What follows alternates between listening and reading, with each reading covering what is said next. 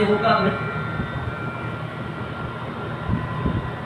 पिता से ही तो संतान है, मानव की मानव संतान आदि आदि। मुर्गी नहीं तो अंडा कैसे? बोले जब भागवत नहीं है तो इसकी महिमा पूर्ववर्ती ग्रंथों में कैसे आ गई? पद्म पुराण में महिमा गाई गई, स्कंद पुराण में महिमा गाई गई, ये क्यों, कैसे, कहां से आ गई महिमा? तो इसका समाधान है, ये सनातनी विद्या है।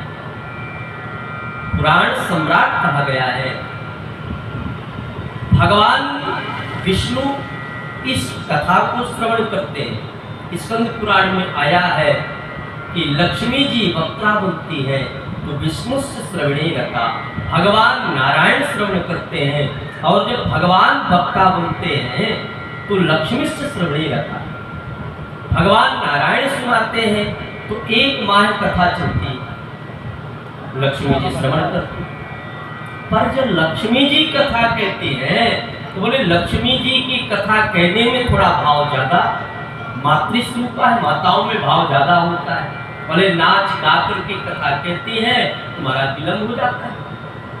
आज यही कथा, ये विशुद्ध कथा हो रही है। यहाँ कोई कथा में मिलावट नहीं है, कथा में कोई मिलावट नहीं, यहाँ कोई संगीत नहीं, कुछ नहीं, केवल भगवान की कथा विशुद्ध कही जा रही है।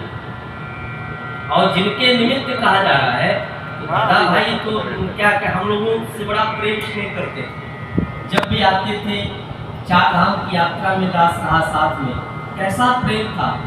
क्योंकि दाऊ साहब तो न हो पंडिता न हो शंकर कहाँ है, ये भाव, लेकिन दादा भाई बड़ा प्रेम से मुस्कुरा देते थे। नहीं शंकर दाऊ साहब का कहा नागा न माने भला, दाऊ साहब प्रेम से आ कहते हैं। ये महाराज लोग समझाते थे, बड़ा प्रेम से दाऊ साहब अपने सामने बैठा के खिलाना, क्या भाव क्या प्रेम था। आज जिनके निमित्त हम कर रहे हैं, कहीं न कहीं वह जीवात्मा विराजमान है, उस आत्मा के निमित्तार्थ यह आयोजन किया जा रहा है।